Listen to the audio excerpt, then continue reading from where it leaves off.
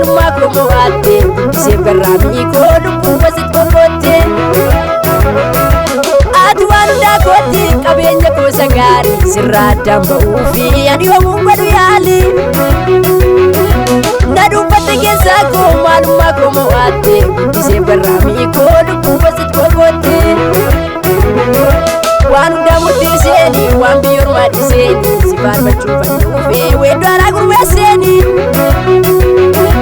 Keedanu lolmannaarraa naaf taatutu waamaarraa garaan kee naaf jalaala Waan hundaa murteesseeni waan biyya ormaa dhiiseeni si faarfachuu fannuufi weedduu alaa gurmeesseeni Keedanu lolmannaarraa naaf taatutu waamaarraa garaan kee naaf jalaala